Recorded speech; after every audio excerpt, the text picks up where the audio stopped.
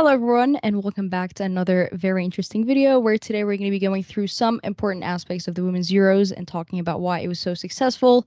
Joining me for this very, very informative conversation, we have Adam Salter with us here today. Hello. How's it going? Well, I still haven't recovered mentally. It's going to take a while, but it's a good vibe I'm going on at the moment, and I just want this high to last as long as possible. Adam, if you don't mind, can you just tell our viewers here what coverage do you do and what kind of writing do you do on women's sport in general? Yes. So for those of you who don't know who I am, and you probably don't, and that's probably for the best, I'm an Arsenal fan, and since COVID lockdowns finished, I've been going to the Arsenal Women. I'm a season ticket holder there, and I've always sort of had opinions and thoughts on the Arsenal Women. And that's why I took to blogging and writing about the Arsenal, because I used to, well, anyone knows me, I like talking, I also like writing, and so I thought I would just write after every Arsenal game my thoughts, and I've been doing that for about 2 years, and that spilled over into now me doing some writing for some other sites, including sportingher, and just sort of going from there. And throughout the Euros, I've been doing match reports for sportingher, and that's been a lot of fun. I can confirm I'm still writing my match report for the final still, so that'll give you an idea of what may be on the horizon. A lot of work is going in it, I bet. Oh, So, yes. so that's definitely a piece you guys do not want to miss out on. Do you mind just telling us how is the environment? How is the feel within England right now? Are people still celebrating? I know it's a few days past, but on social Mm. media it looks like nobody's settled down and it's just as fresh as that it happened last No, night. no one's settling down at all. I mean, I've the way I can describe this, I've been sort of following the women's game since I would say around sort of 2007, 2009-ish. So Mm-hmm. 2009, England got to the European final. They played Germany, South Media, and they lost badly. And it had little impact on the women's football in our country. We didn't see a huge surge of support saying, oh, they got close and so on, because there was no presence. This time around, there's been plenty of hype predating the tournament, and winning it has just sent it up into another level. Now they are everywhere. They're on the players are on TV.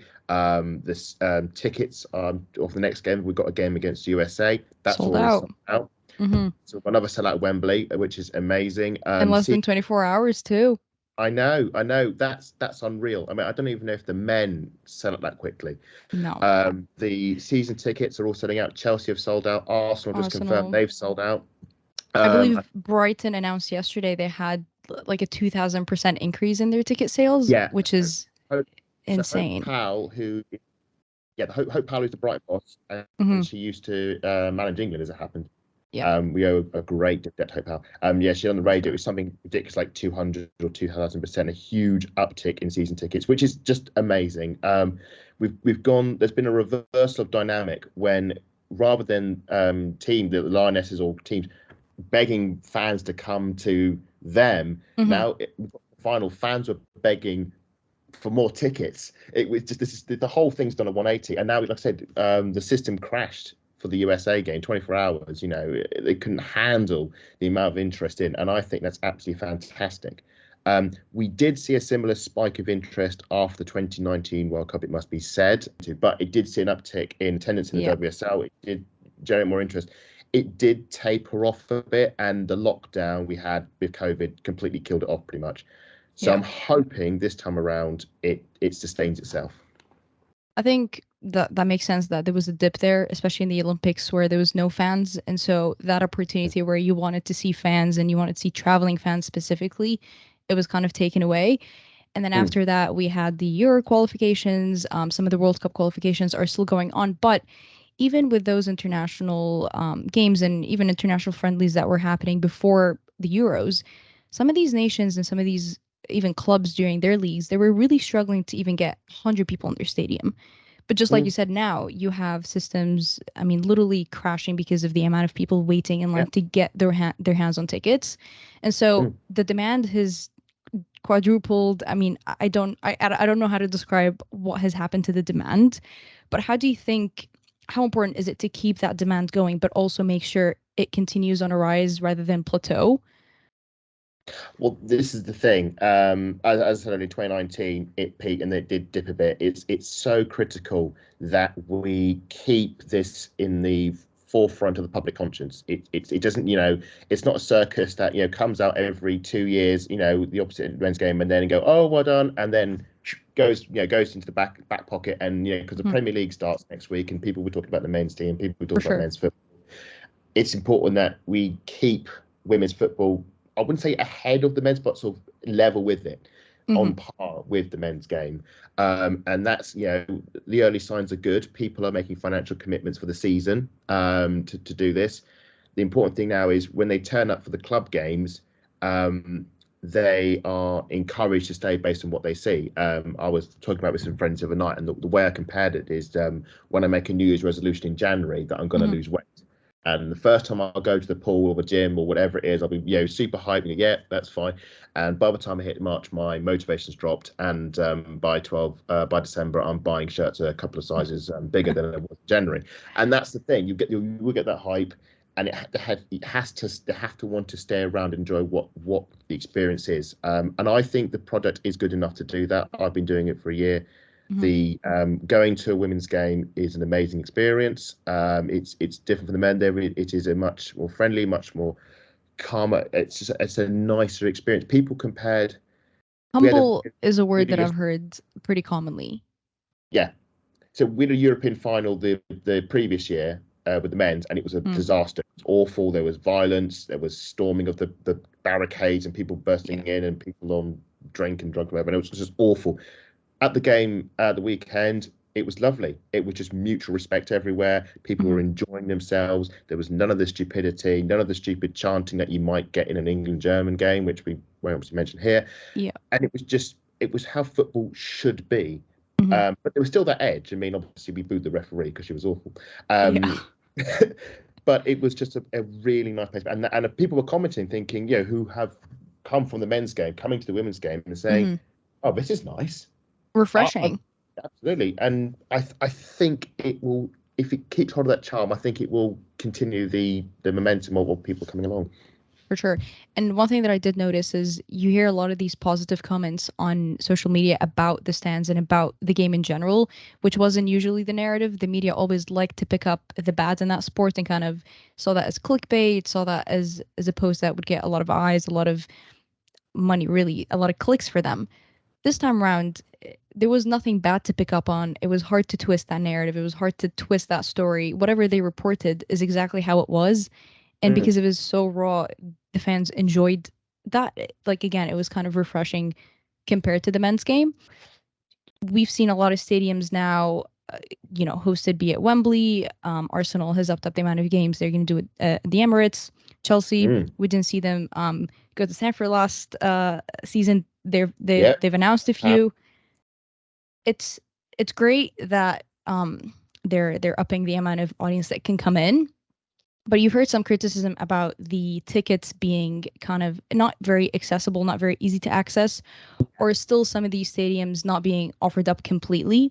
Do you think mm. we are in a dialogue where that eventually will be the case, where you see the Emirates completely opened up to all the fans, all the seats, or there's always going to be that tiny restriction still in there?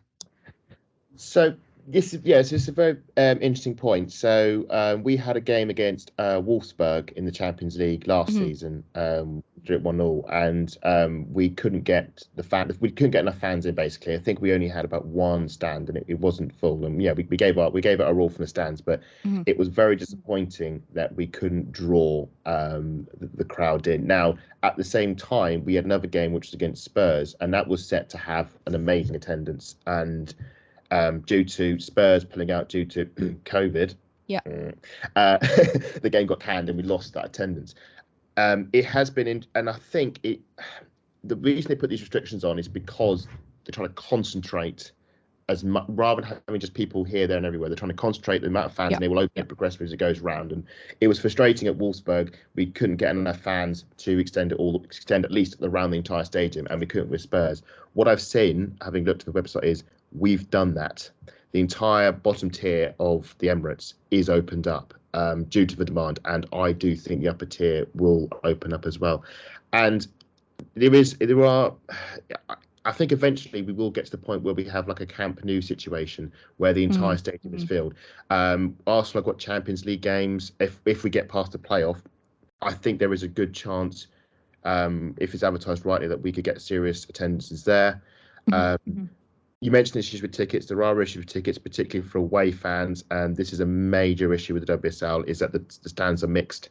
There is no designated away end. There is no away ticket scheme. You have to, I mean, I think Ian Wright was talking about it on TV afterwards, explaining how you have to, and I haven't done it as well. I rarely go to away games unless they're in London and they're accessible, but you have to sign up for all your rival teams in order to buy tickets to go to them. So I've had to have an account with Spurs and Chelsea in order to buy tickets, which is wrong. Bizarre. And there's no coordination when you get there. You basically have to try and arrange it that you're with friends and you make sure. Otherwise, you're just sat amongst Chelsea fans, so you kind of limited what you can sort of celebrate. So there is so much good has happened, but there is so much work that needs to be done. The other one you may can bring on to, I don't know, is like with the kickoff times as well. That's another major thing. With Sky and having games at 7 o'clock in the evening, which is a nightmare for On a fans Sunday night, not absolutely. ideal. But the next day, it's like I said, there is good stuff happening, but more work still to come. For sure. And you brought up the Camp Nou point, which was, I mean, it was quite literally a historical moment in football in general. But we saw the Camp Nou sell out twice, and then the Euros kicked off, and so I would assume there is kind of a connection between the Champions League and then the international games. Do you think we should also assume that we're going to see that same influx from the international football going to club football, either that's in England or Spain or Italy now that they've had their league go professional? Should that connection still be possible from club to international, but also international to club? It's a very interesting point, because I was listening to someone talk about this the other day. The women's football has is weird. In fact, we talked earlier about how the demand inverted itself. Well, the interest between club and international is also inverted compared to the men's game. In the men's game, it's all about the club. It's all about the club. The internationals come second. We've had tales of the past of managers who have been furious that the players have gone international duty because it's affected them in the league. They've gone injured. It's always about with women's football, it's all about the internationals. And the clubs come secondary, because the internationals where all the attention is, so all the hype is. Internationals are on the terrestrial, the league isn't. So and it's a weird flip over, and I do think we can use the international games, like I said, as a vector to increase attendances, but at the moment it's purely hypothetical. This is new ground. We've never been in a situation before. We can hope, we can speculate, we can think X will Y will Z, but it's all about the clubs and their advertising. It's about the WSL and the people who manage it, and it's about the fans, and if they do sort of work together to make this work, and hope, unlike last time, that an international pandemic doesn't completely wipe out the entire progress. No, 100%. Absolutely. So there's every chance, but it's we won't know until Christmas time, and then we'll probably have a better idea of where we stand. For sure. No, it's definitely, you could say, new waters. You don't know what you're stepping into, because we've never seen this happen before, and you can't really compare it to anything else. No. And with the interesting point that you put with the investment and the care that women's football focuses on international football, you saw that ESPN was picking up England games. We've never seen that happen before. They never pick up WSL games, and so. No. TV is putting in money. Federations spending a ton of money. Stadiums very happy to host big games like this. Media also very happy to report on it. It's very important to keep that media reporting present even during league games. This shouldn't just pop up when big international games come in, or any international window. You kind of want to balance out the two so that they both grow together rather than one over the other. Otherwise, that unbalance it's not going to last so long, because it's only going to favor one side. and you need to grow the sport as a whole rather than one over The, the other. yes. So there are wet things in happening in the right direction. So Sky obviously recently picked up the WSL rights, Hmm. big cash injection, and they have just cranked up. They've cranked up the coverage to another level. To they give it what they call the Premier League treatment. Yeah. Obviously, I cannot comment on what the TV rights look like, across the other side of the ocean. But obviously, the Premier League and Sky do the Premier League at a very high standard, and they're doing the same with the WSL, and it's sort of like that's the new baseline, and it has helped with the conflict that we get 7 o'clock kickoffs in the evening. Yeah. So coverage level of coverage is improving, and with that comes more money. We have the FA player to cover all the other games, but I think you're right. There is an element of overseas rights. There is an untapped market there. I think some broadcasters are starting to pick up on the WSL. Yeah, no, I want to even touch up on these global rights here in Canada.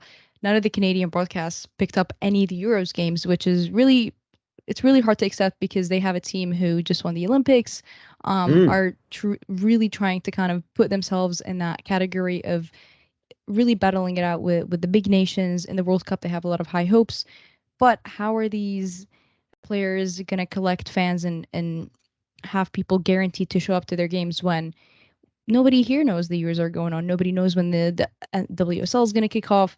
It's so hard. You have to get those dodgy streams. You have to, a lot of mm, people that I know have to buy VPN and subscribe to either BBC or Sky yeah. Sports or even during the Euros now, ESPN. And so global rights are so important in that your audience can't just be in one geographical area. You have to attract as Mm. many people from as many different places because traveling fans are so important and kind of that extra spice that you need in the sport. That's very interesting because obviously Canada hosted a World Cup in 2015, Oh yeah. and you would have thought on that they would have springboarded to go further with the women's game. And I think Canada is an example of failing with a legacy, following on the tournament, failing to build upon it. That's what England cannot do this time around. They have to, see what past tournaments have done and failed to do, and make sure that it continues on and doesn't become, oh, we host the Euros and then nothing again. Sleep, So go to bed. yeah, They're yeah. like, we did our job. It's time to move on. One thing that we just talked a little bit about traveling fans, audience, people in the stadium. You obviously were able to go to some of these games Yes. live, be there in the stadium, see the fans, the players, and everything. Just pretty much everything firsthand. A lot Mm, of criticism, or kind of a frequent criticism that I used to hear from the women's game, is that there's not a lot of interest, there's not a lot of eyes because it only targets a certain kind of audience, and that's girls, young youth, mm, and that's it. This time yes. around on social media, I saw a lot of 40-year-old chaps wearing a Russo shirt or a Meat shirt, or for the Netherlands chants, a lot of it were middle-aged men, which is not usually the type of audience you see. Mm, Is that is that what you saw in the stadium? Was that a fair absolutely, no, absolutely. It was. representation? It was. Yeah. So there was a lean towards youth. Well, I kind of vouch for that. I was on a bus on the way home from Milton Keynes after the Germany-France semi-final, late at night, and there was a family, a bloke and his kids, and I was talking about the game. And for the kids, this was their first ever game. This is the first ever foot match they've been to. Because of the low prices of women's football matches, it's a lot easier to buy tickets, especially for families, and it's also a safer space. But it's not strictly a women go to women football matches, girls go to women football matches, men go to men's. It was a broad demographic. I do think because again, I think it comes down to money, because the women's football matches are cheaper. The idea of paying a much cheaper price to go to Wembley to watch an England game, doesn't matter if they're a man or a woman. It's Mm-hmm. going to Wembley in a final. Help you obviously had one the previous year. The demographics, what you said about men wearing Rooster shirts, I think that is the much more interesting thing. Because it's one thing to say, yeah, I'll go for Wembley for a day, but the fact that they're willing to invest in getting shirts with not Harry Kane or Bukayo Saka, but Russo or Mead. I mean, I was wearing a Mead top, but that's because I'm an Yeah. Arsenal fan. But people who are coming into the game new and are already investing in football tops of women, I mean, that's amazing. That's really positive. It's proof that they're buying into this. So that's I was really good to see. I know people who outside the tournament, they were going about their daily lives. They'd meet other people, maybe in the street or on the bus or at other games, and the talk would be about the Lionesses, and they'll be discussing the Lionesses. They'll be talking about how amazing that Georgia Stanway strike against Brighton was. That back heel that Russo did, wasn't that amazing? And it's they are the main talk. They are the water cooler talk. It's Yeah. not about driving the Premier League or what happened on Stranger Things the other night. It's the Lionesses, and that keep that, and that is men doing that. It's men who this time last year, men are given a second thought. The people who came are the people we want to have at Match in the future, and I'm very hopeful that they will come back. Yeah, no, it's great. You saw a lot of these guys be. This is my first time watching women's football, or this is my Mm, first time attending. There was a lot of firsts when it came to fans, but there was also a lot of firsts for some of these nations and players. Most notably, Northern Ireland being able to qualify for their first Euros, Belgium also being able to move on to their first ever quarterfinal in the Euros, yeah. which was very, very positive for both the federation. They're spending a lot of money, which means that they're getting their money's worth. For the Mm, fans, for the fans back home who are aspiring to be the next, Belgium's star, but also for the players. A lot of these quality players have never been able to participate in such a big game, and so mm. it's great that we've seen those firsts. But do you think that consistency is going to be there, that these nations are going to be able to show up and challenge the big dogs, even though 80% of them are not fully Yeah. football players? A lot of them don't Yes. play professional football and, back out of international football. And a lot of them don't even play football full time. No, no, no. So that's a very interesting question. So we had in our group, we had Northern Ireland, who didn't, first ever tournament, didn't win a game, scored one goal, and that was it. Hmm. And they were, I said, they were a semi-professional outfit. They had an amazing travelling support from Northern Ireland. I was fortunate to sit near them at Southampton when England played there, sang for the entire 90 minutes. They knew they weren't going to win it, but they were proud of the team anyway, and they gave them Hmm. a raucous reception when they left. That was England in 2001. In 2001, England played at Euro 2001 in Germany. They drew one game with Russia. They lost, I think it was 4-0, 5-0, 4-0 to Sweden. Lost 3-0 to Germany. They went home. They were a semi-professional outfit. They were not at the right level. And 20 years later, 21 years later, they're now winning the Euros. Hmm.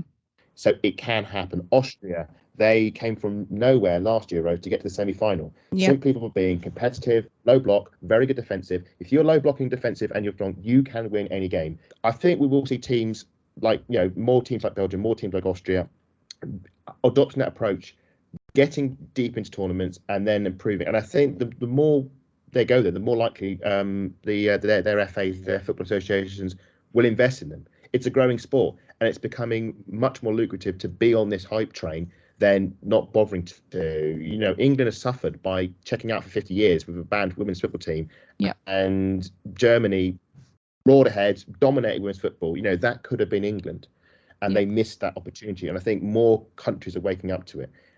It's why we're having more teams in the qualification games. Unfortunately, they're losing 10-0, 20-0 to Yeah. England, Yeah. but they will get there. They will get to a reasonable standard where the scoreline isn't so stupid. And I'm confident. Belgium, Austria, Northern Ireland, Iceland, another one. Iceland left Huge Euro underdogs. 2022. Yeah, but they left Euro 22 unbeaten. Yeah. England and Iceland are the only two teams not to lose a game at Euro Yeah. 2022. That's pretty impressive. It will take investment, it'll take effort, but the more these players appear, the more they can. Some of them shine on these tournaments. A club in the WSL will pick them up, and they'll become professional. And Yeah. that's how this will churn and accumulate over time. That's exactly what we need. Investment in the right place in terms of these nations having leagues go professional. Some of them don't Mm. even have their own leagues. No, So you don't even have these girls able to play on a weekly basis or even train on a daily basis. So when that's not there, they simply can't turn professional because the opportunity, there's no platform for that. no, that's what happened in England because all our players went to America. Kelly Smith played for like Yeah. the Boston Breakers. Alex Scott went to America. A lot of players went to America because that's where they could play and play professionally. Yes, England had a league, but it wasn't the proper professional league. So the NWSL, well, the equivalent at the time became that league. And so yeah, Belgium, Austria, there needs to be some sort of league, developed there, Luxembourg or For sure. Latvia, wherever. There needs to be a place where they can play at home at first. But again, that's just going to take time and effort. WSL, it's been going for over 10 years now, and it's only just now becoming big. So it's not an overnight fix. For sure. No, and we saw exactly what these players were able to do when they were given the platform. And so you wonder, again, just like you said, England, the FA was, I mean, literally football was banned there for 50 years. And it's like you wonder what could have this team been if this was not Oh, postponed 50 more years. And so this is exactly what's happening with these nations. And again, absolutely. with Italy, they sure had a lot of high hopes going in. I mean, they even held Spain into a draw right before the Euros kicked off. So they had a Mm, lot of high hopes, and sure, they kind of underperformed, didn't do too well. I think mm, they left with like a point, if even. But we just saw their league go professional right before the Euros kicked off. And so mm. they're also another nation that these players are in in a chance where they're given these opportunities, given that platform to perform and do so well. And I think that's what's so important with Belgium, Iceland. I mean, all the other nations that we've just talked about. Yeah, Italy's very exciting because obviously Joe Montemurro, Yeah, ex-Arsenal coach, he's gone over Juventus, and just won it. they looked very good. I mean, they even beat Lyon in one of the legs in Yeah. Champions League.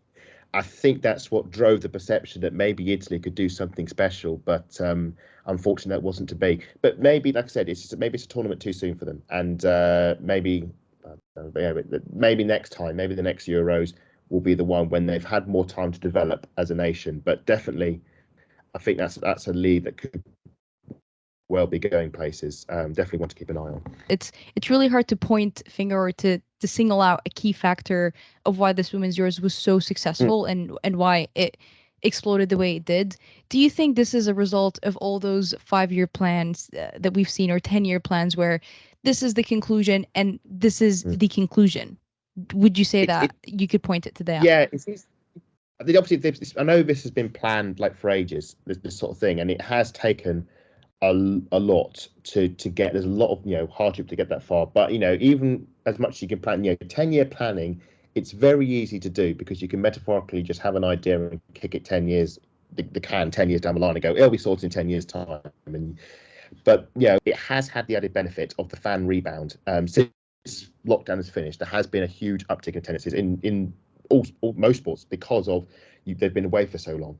And I Mhm. think the Euro 22 did benefit from that, of going to a footwear and a home tournament. I mean, fans, they remember, well, elder fans remember Euro 96 and the joy that brought and the heartbreak that brought. And there was an element of sort of, I think, that as well.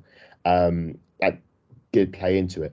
But yes, I know a lot of people think Baroness Sue Campbell, I think Kelly Simmons, a lot of work has gone into trying to make it a proper thing, women's football. Yeah. And what I was really chuffed with is Euro 22 was pretty much the let's show you're working, and it was like the game against Germany was the final exam.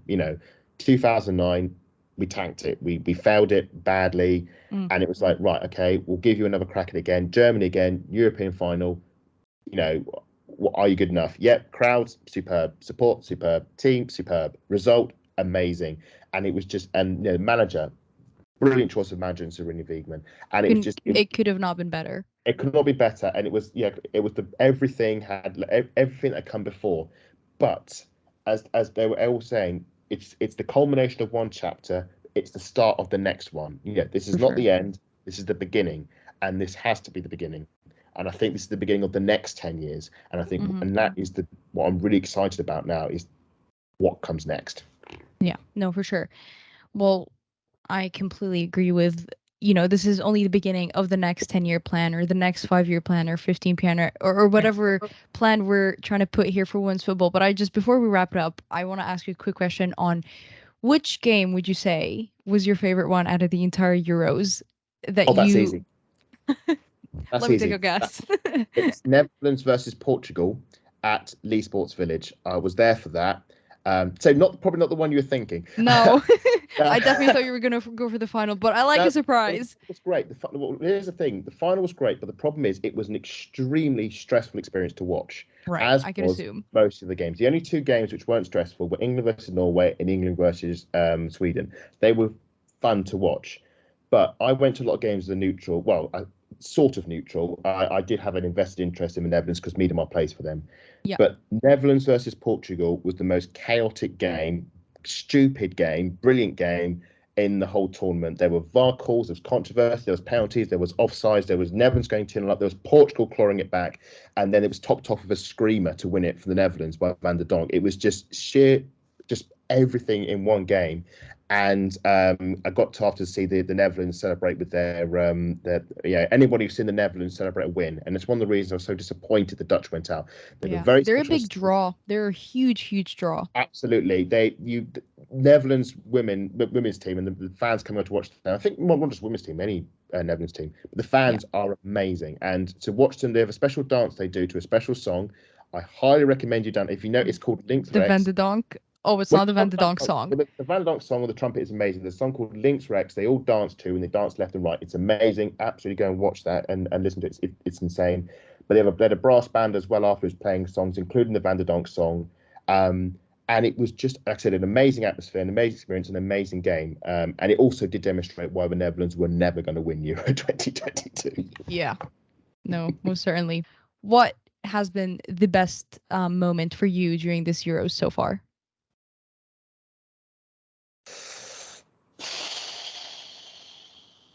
It's a very good question. Um, I'll have to, and I've said this to many people, and I'll say it again. It was the moment after the final whistle, at the final, and they played Three Lions, the anthem which celebrates the fact that England never win anything. And it's our British version of sarcasm. We were a very sarcastic nation, and it's a very sort of loathing song about how we always lose but we'll celebrate anyway, and that played out in the stadium and I was singing Scarf Aloft, and I the whole occasion just got to me and I burst into tears when I just realized what the occasion meant to me. And it was just seeing just the entire stadium just full of joy, and in a very sort of deep way. We haven't in this world, we haven't had much joy recently. There's been a lot of pain and suffering around the world for various reasons, and it was just nice to have a whole stadium of just pure happy. Apart from, I mean, obviously apart from the German section, but obviously we did outnumber them. And yeah, seeing Leah Williamson, Arsenal, defender, England Yeah. captain, she only got 6 minutes of the last World Cup, lifting the trophy, and nothing I can think of, well, at the present, has ever topped that in my life, and so far, and may never will. May never will. No, I for sure that does. I mean, just seeing it off the TV for me, you just sit there and smile, kind of at the TV with like Oh, nothing to say. I sat there yeah, for just 30 minutes, when they were showing us the trophy being lifted up, and even for the German players, which by the way did great. I think people forget that it takes two to tango, and England would have not been able to showcase Germans how are good amazing. they were without Mm. Germany. You have to give it up to them. And so even just seeing them, and even though some of them were upset and crying, it was just so good to appreciate what they've done throughout the tournament. And then England following up, and then just, saying that celebrations, Serena Wiegman being very happy, the fans, the crowd. I mean, I think they were there for after like an hour or two when the I whistle had to be blew. dragged away by UEFA stewards. The stewards had to come in and actually ask us to leave. We just would not leave because the music kept playing, and it's like, well, I'm not going anywhere. I've got nowhere to go. I'm staying here and celebrating with. As long as there's players still on the pitch celebrating and the music's still playing, I'm not leaving the stadium. And it got to the point where UEFA stewards were like, no, guys, you really have to go now. We have to clear up here. No. Any last words here, Adam, for all our watchers and listeners? No, just I want to say thank you very much to everyone who tuned in to watch this. It's been an absolute pleasure speaking with you on the on women's football. For Always sure. happy to do so. If you want to hear my or read my rambling, shall we say, on women's football, or want to know my opinions on all things Lioness and Arsenal women, you can find me on Twitter at adamsalter4.